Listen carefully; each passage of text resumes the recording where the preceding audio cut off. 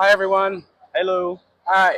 We are still at COP30, aren't we? We're still at COP30. We're on day 4, and I have made it to the green zone. And yes, as you can see, we're we're highlit in green here, and so it's a bit of a party. I'm here with John Loomis. John, your first time in the green zone, my first time in the Yeah. green zone. Apart compared to the blue zone, which it's a bit of stuffy. It's got the negotiators walking around. This is really open for the people. I really feel the vibes here at the Yeah, green it's zone. quite a spectacle. Yeah, you can Yeah. really feel the energy here. Yeah. Yes. So anyway, John's come all the way from the agri zone, a zone I haven't even seen yet as well. And John Loomis, you're a postdoc fellow at RGV. At FGV. FGV. Explain what this Yeah, is. yeah. So FGV is Fundação Getúlio Vargas. It's a major private university focused in the business area, and I've been a postdoc for a research project with Amazonia Mais 10 or Amazonia Plus 10.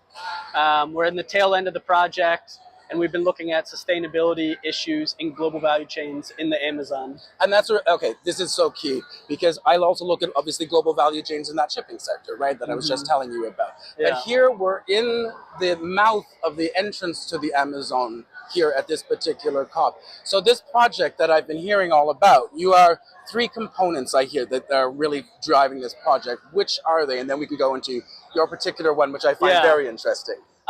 Yeah, so we're looking at 3 global value chains that are anchored in the Amazon. So, and I would say there are different stages of maturity. So we have one that's very local, Piraracu, which is the world's largest freshwater fish.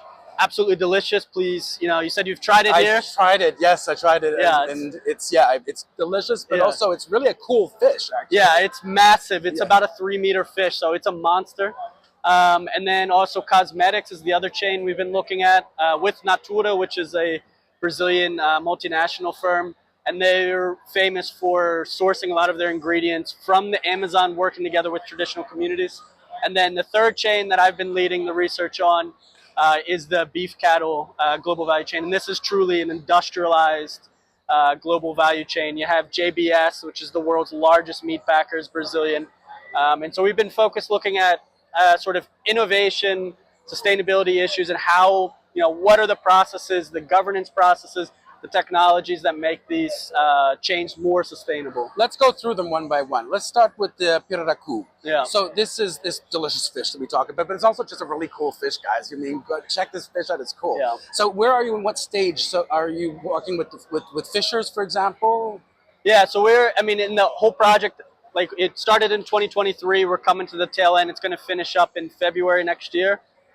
With Piraracu, we've been one of our lead PIs. He's the head of Instituto Juruá. What's his name? João Campos da Silva, and he's been working with traditional communities now for over 20 years. And it's a success story with Piraracu because it was nearly fished into extinction in the 60s, 70s, 80s. And then it was really through community management. So the government working together, giving communities the right to work on population control. The Piraracu is an odd fish, and that's one of the few that comes up for air. And so because of that, the local fishermen know how to count the Piraracu as they surface for air. And so this was a way that they could really make sure they manage for population control. Okay. So we've been working with different cooperatives, fishing communities, to understand, okay, what is the processes, what are the challenges, the bottlenecks they have with either working with the government, but then also importantly, starting to look at exporting Piraracu. Right now, it's mostly consumed regionally. You can find it in Sao Paulo, in Rio for a hefty price, and it's been the last couple of years exported to the U.S. It's also a fish that produces a lot of products besides its meat. It's also very fashionable. So you find its leather is actually in purses and shoes, in car interior. So the bones are used for local regional jewelry. A lot of the viscerds are then used for different livestock feed, etc. So it's a fish that you can use the whole fish. It's not every single part of it is being utilized. Okay, that's fantastic. Okay, and the second one, these cosmetics, that they must be a hit. Right. Yeah. So I highly recommend get yourself some Natura, they have their Ecos line, which is really focused on supplying ingredients, key ingredients from the Amazon.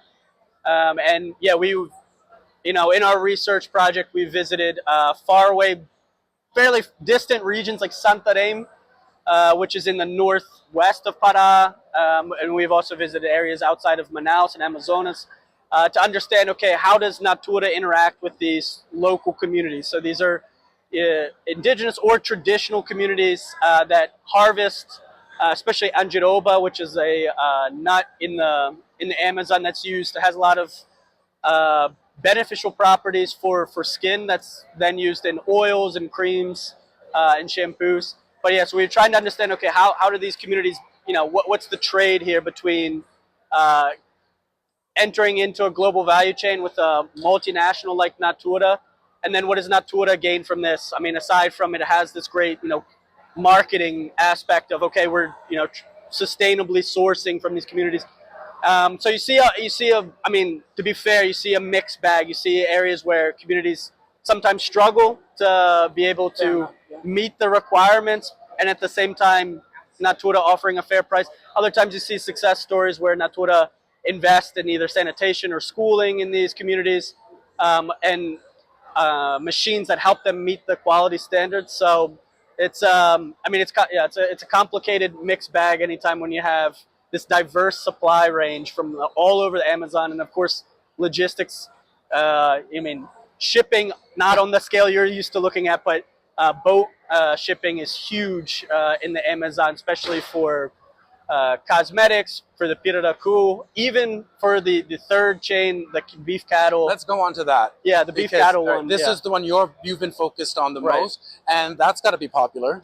Right. Yeah. I mean, this is I'd say the really heavy industrial one that it is responsible for the most deforestation. It's the primary cause of deforestation in the Amazon. So it's really a chain that we need to. I mean, Brazil as a whole is focusing on to improve because Brazil's greenhouse gas emissions profile is predominantly land use change, which is caused by soy, cattle, other commodities, and then agricultural sector. These are the major sectors. So unlike the global north, where it's transportation or the energy sector, Brazil's land use change is the sector we need to focus on. So that's what we've been looking at is, pertinent issues in the cattle global value chain, and one of those is traceability, which is what we've been doing some recent research on in the chain, which is how can traceability be a catalyst, coupled obviously with good public policies, but be a catalyst for a sustainable transition. And how has it been received here? Your work in the beef sector within the climate spaces. Yeah, so there is a big presence of the beef sector here, especially where I was at AgriZone, which is with Embrapa, which is Brazil's agricultural research corporation. Yeah, it's also an area of conflict. Previous conferences we've been at, it has definitely received some mixed feelings, we'll say diplomatically, because it's a sector that generates a lot of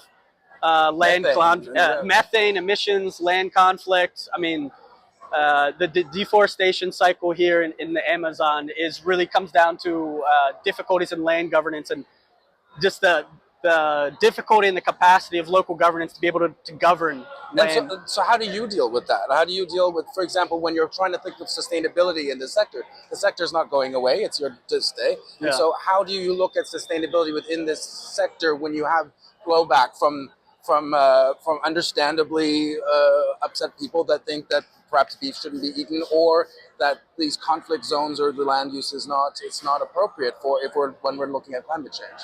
Right. Yeah. So I mean, with Brazil and the cattle sector, there's a lot of potential. I mean, I found when I first entered into this space with an environmental management background, I mean, you have to really understand, like as you said, this is a sector that's very traditional. It's been part of Brazil's history since European colonization, and it's something that Brazil has a lot of potential. Right now, it has about one cattle head per hectare, which is low comparatively in international standards, and that's because there's really a lack of investment in proper pasture management.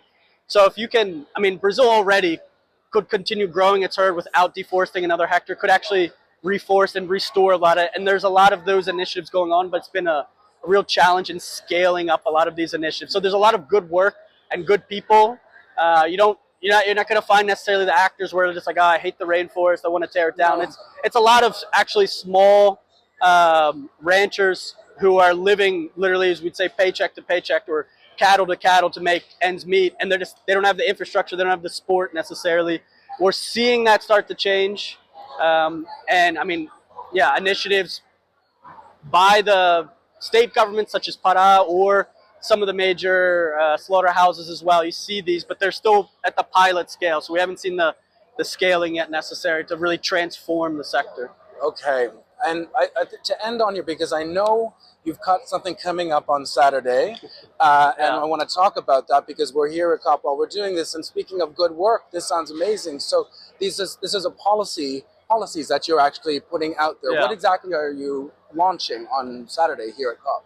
Yeah, so Saturday at the AgriZone, we have an event where we're launching our policy brief that looks at traceability in the beef cattle sector as a possible catalyst for the sustainable transition.